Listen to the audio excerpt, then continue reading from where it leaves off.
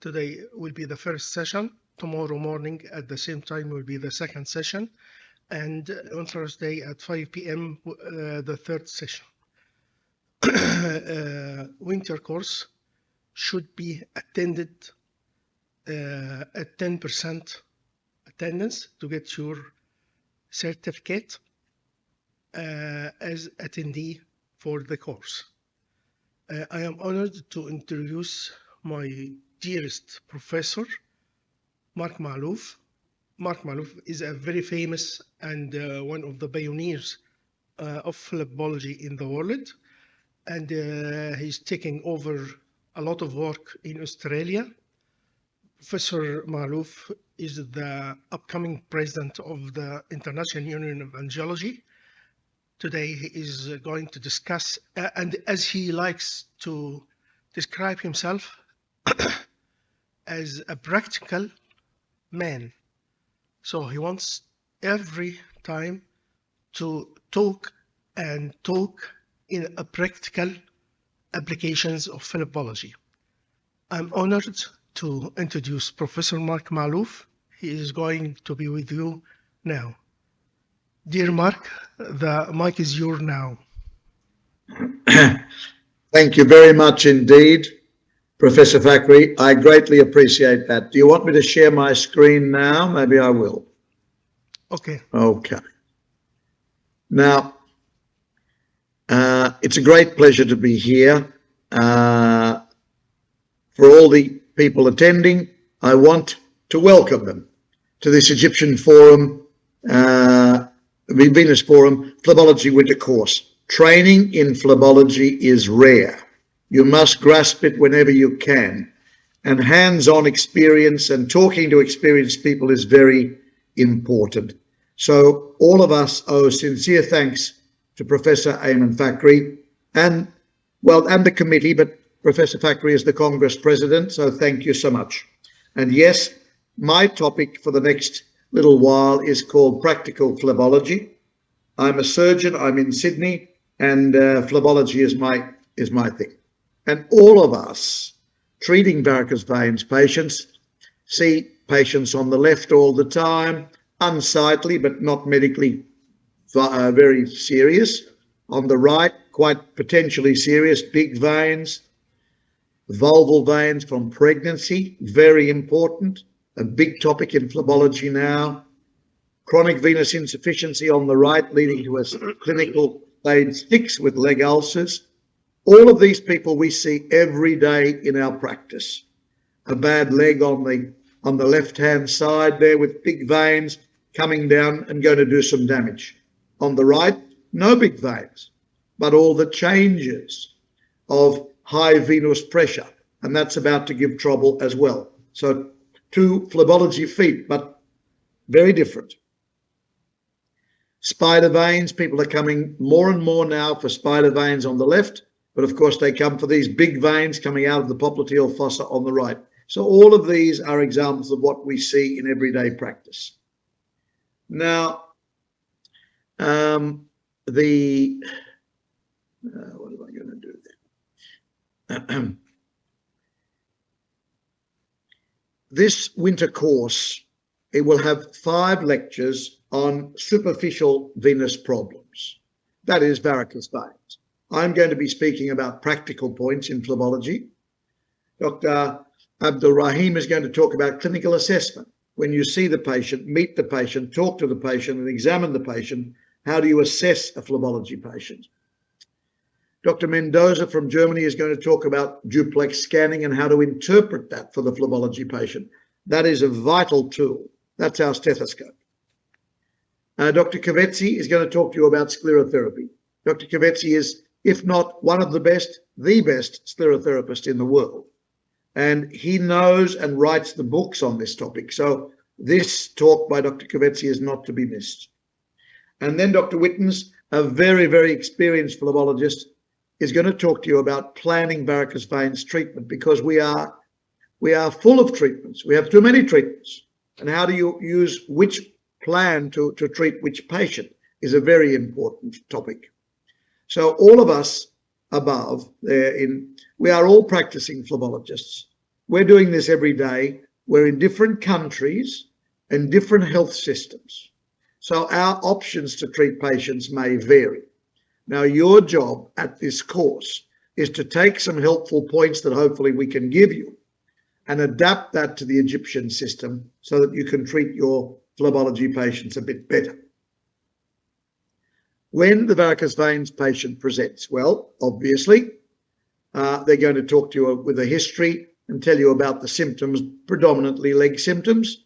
And of course, we know they are commonly ache and pain and heaviness and swelling and cramp. We hear that all the time. And we're taking this history and we're thinking, are these venous symptoms or are they not venous symptoms? Is there something I've missed here? We ask them, is it cyclical with periods? Is the symptoms worth standing or lying? Do you limp with this pain? And if they say, oh yes, I limp with this pain, doctor, very often it's not a venous symptom or a venous problem. We've got to think about musculoskeletal problems, lower back problems with sciatica, joint issues, etc. And I warn you about a practical point of seeing patients with varicose veins, but the symptoms may not be related to those veins. So it's not that every set of veins you see is causing all the symptoms they're complaining of. Be very careful about that. People come to us with a lot of strange symptoms and severe symptoms and varicose veins, but it is not related to those veins. So that's a very important practical point. When we look at the patients, there we have appearance and an examination. We're looking at telangiectasias. These words are descriptive words about our veins. Telangiectasias, venules, reticular veins up to about 3 millimeters in diameter. They're all C1 disease. Varicose veins greater than 3 or 4 millimeters are C2 disease. If the leg is starting to swell because of the venous disease, that's C3 disease. And C4, 5, and 6 disease relate to skin changes of brown, eczematous changes, hardness, and eventually leg ulcers, which are C6 patients. Patients may present because of complications. Now, bleeding and thrombosis are two of the obvious and common complications of varicose veins. They may come because they've gone to an eczematous problem or ulcers, that's in that we just mentioned, but many patients will come to us with fear of complications. Doctor, I don't want to go like my mother. I don't want to have a bleeding vein like my father or an ulcer like my grandmother. I'm frightened of that. I need my veins treated. So this is something practical when they're coming to you. Having done a history and examination, you'll then move on to duplex ultrasound mapping, and that is exactly what Dr. Erica Mendoza is going to talk to you about later. With this incompetence scan, if you think the veins are at all part of this problem, do it.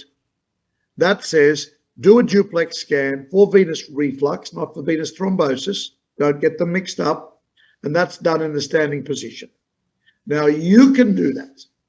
I do it myself.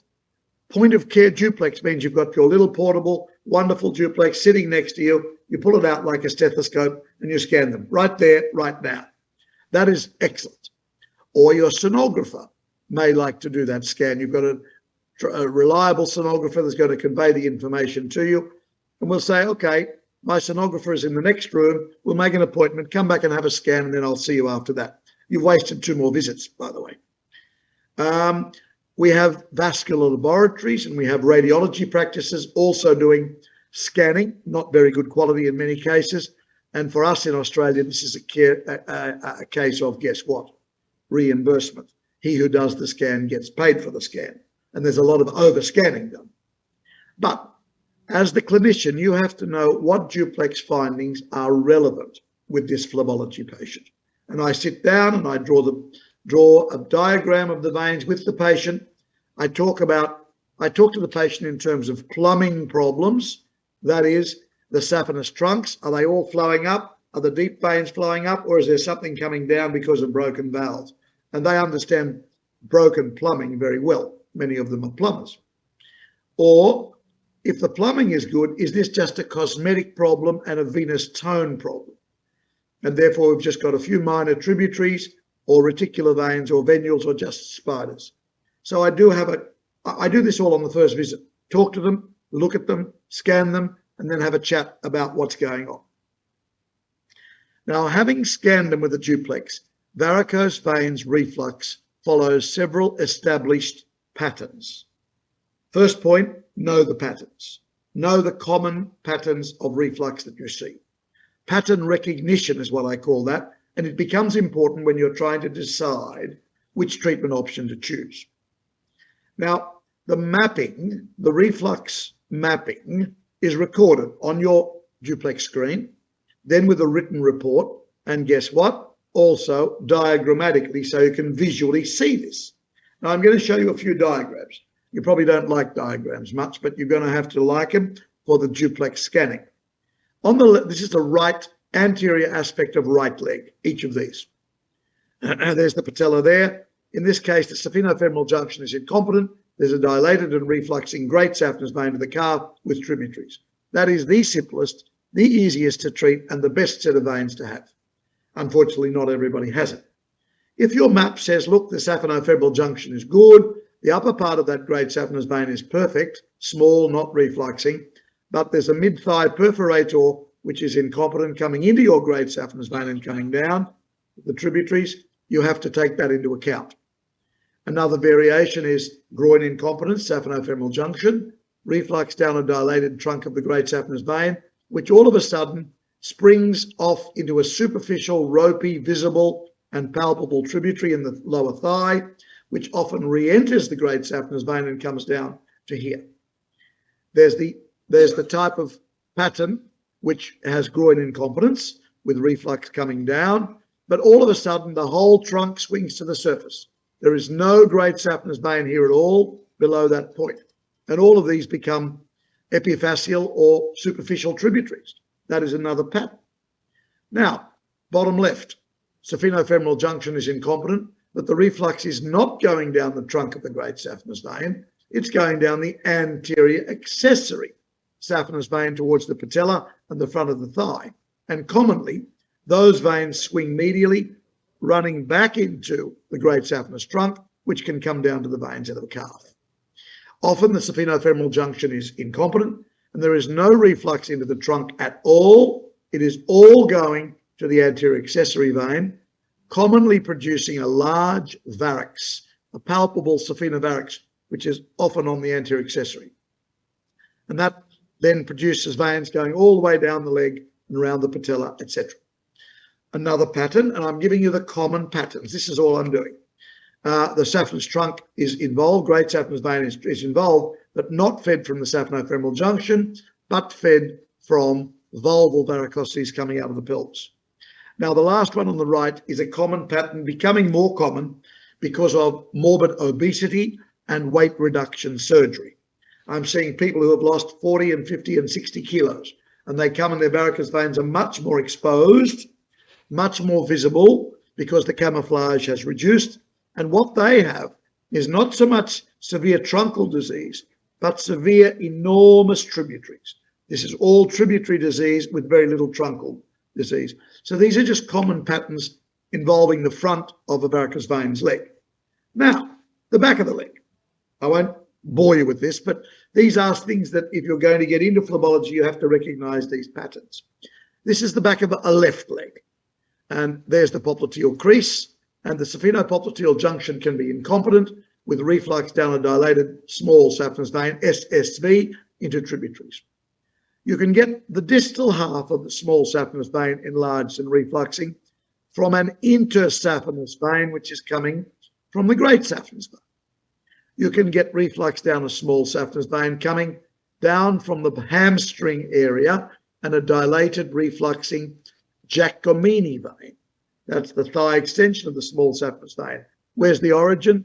Up in the pelvis or somewhere up in the groin.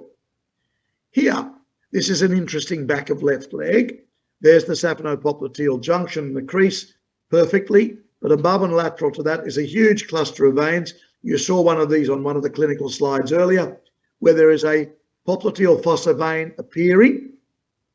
It's actually perforating through the fascia, producing quite big veins here, but nothing to do with the normal small saphenous vein. This one is an interesting pattern which you will come across. That is reflux at the saphenopopliteal junction. And that reflux is not going downwards in the calf, but going upwards in the thigh extension, arching medially over to the great saphenous vein with secondary reflux down the great saphenous vein. This is the back of a right leg. I've stuck a right leg in there. This is a normal small saphenous vein, but if you move your ultrasound laterally, you find a tortuous sciatic plexus of veins coming down to produce a lot of colour on the lateral calf. So don't be surprised by these patterns. Know them and see if you can fit the patient to them. Now, the options are many and varied.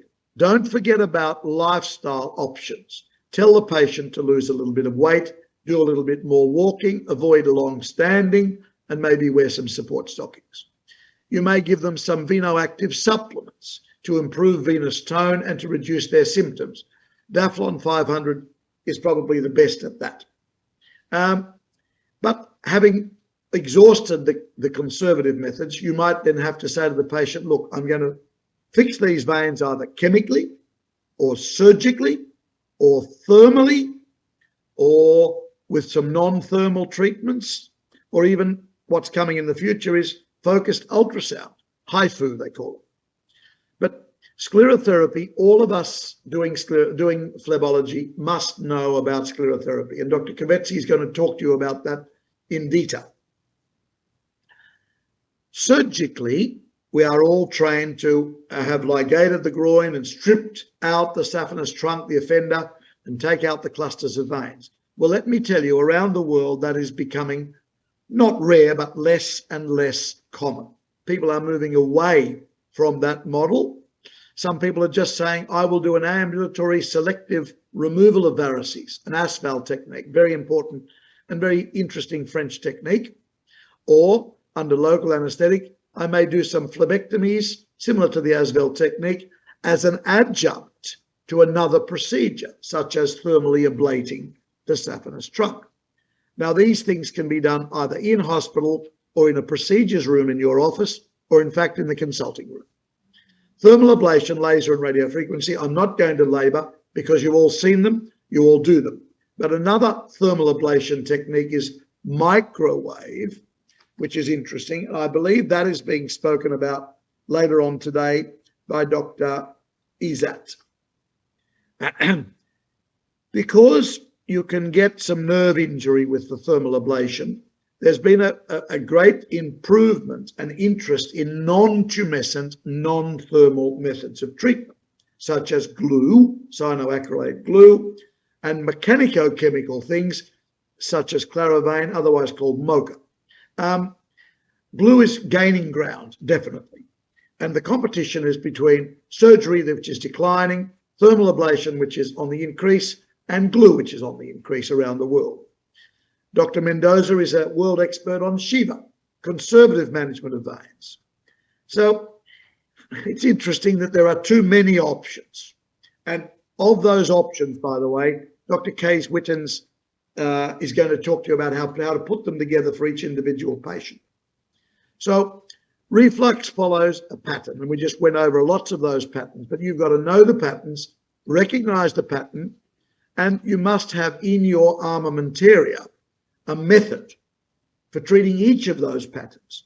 You'll have a thermal method. That's either going to be laser or radiofrequency. You'll have a non-thermal method.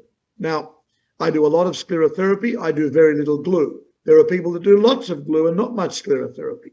But see what suits you in terms of the non-thermal, non-tumescent methods. And we are surgeons. Most of you looking at this display are surgeons. And we still have stripping up our sleeve if we have to, or if the situation demands, or if the health system demands. But phlebectomies are something that are really special and I think of great value. And they are surgical, and surgeons like to do them. How do you decide what treatment for what veins? And that's what Dr. Wittens is going to talk to you about. But some practical points about that are, try to establish an endpoint that the patient will accept. exactly what do you want out of this treatment? Usually they say to you, look, doctor, I want the leg to look better. I want my symptoms gone. They're aching and paining and I want them to go. And I want to reduce the health risk for the future because I saw my mum have terrible leg troubles. That's all reasonable.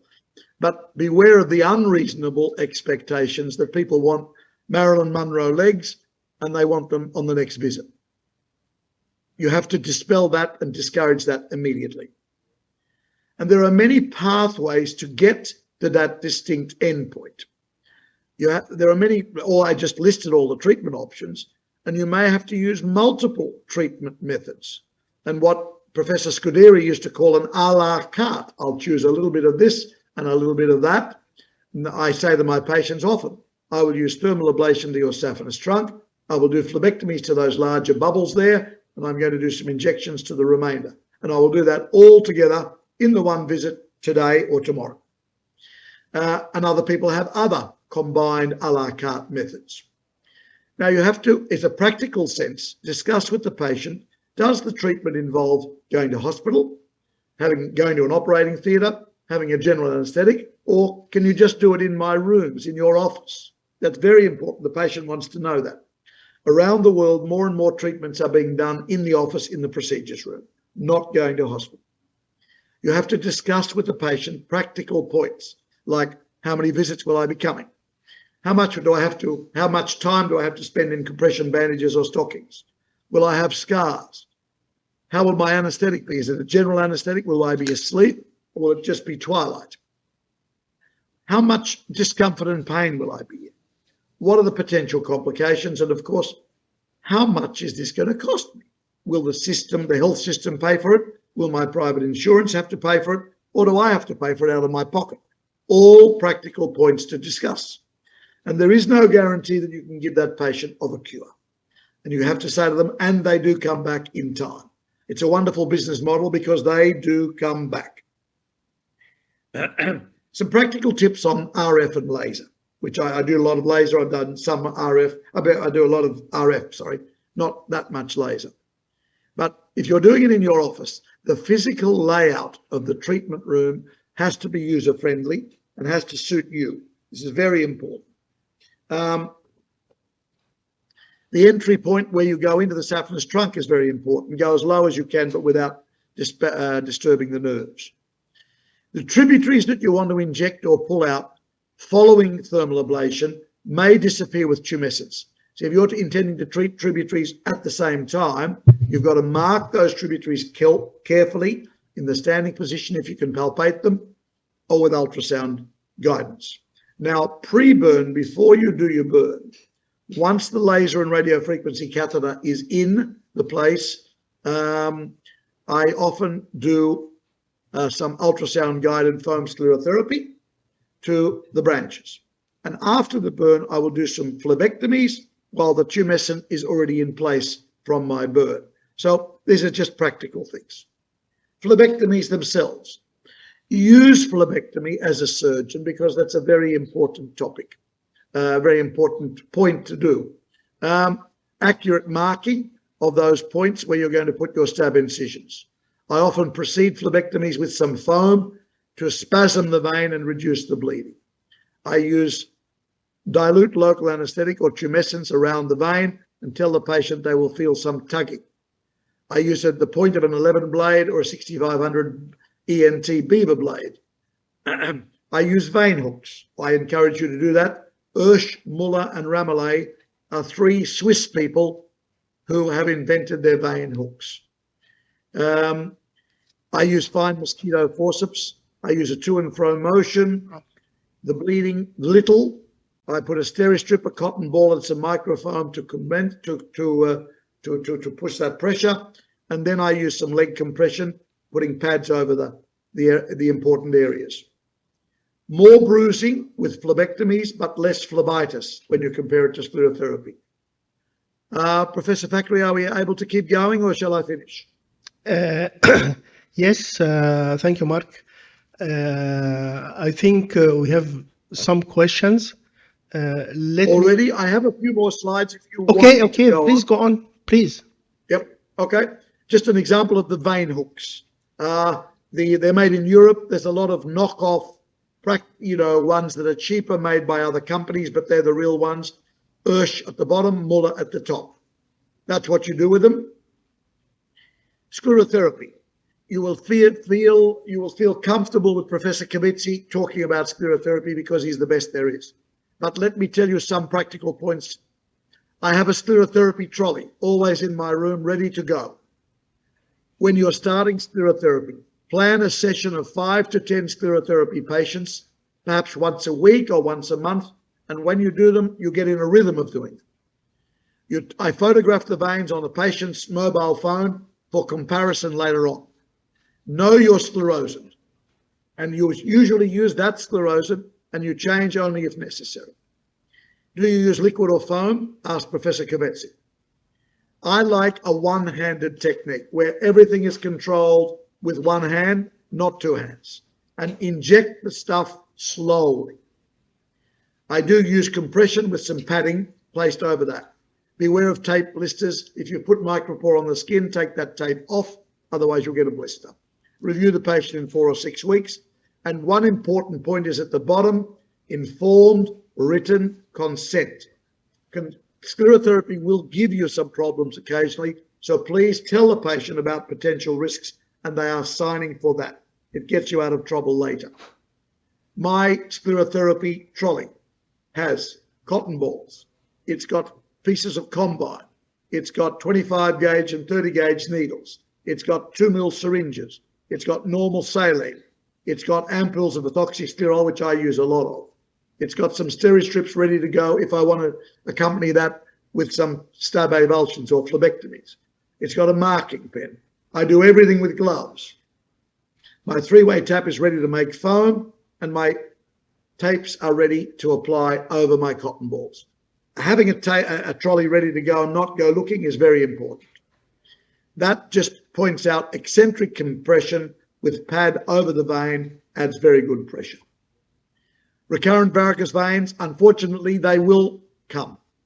It's not so much neovascularization, but that is much worse after surgical ligations and stripping. The key to recurrent vein patients in a practical sense is do a good quality duplex ultrasound, map the problem to identify what needs to be treated.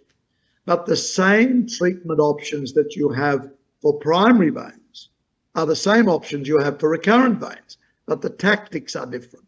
Think of it that way. Sclerotherapy and phlebectomies are used a lot in cases of recurrent veins because often the truncal treatments are not available to you because the trunk has already been treated. One question I've been asked to talk about in Australia is what to do with the distal great saphenous vein and small saphenous vein. The proximal is easy. The distal is not so easy. So I'll leave you on that note saying thank you to Professor Fakri from Sydney and good luck with this course, but the practical points are important. Thank you, sir. Thank you, Professor Maalof. This is a very important and very good start to our course. And it is a great pleasure to hear from you all this clinical application of phlebology and how to manage and how to start your career in phlebology.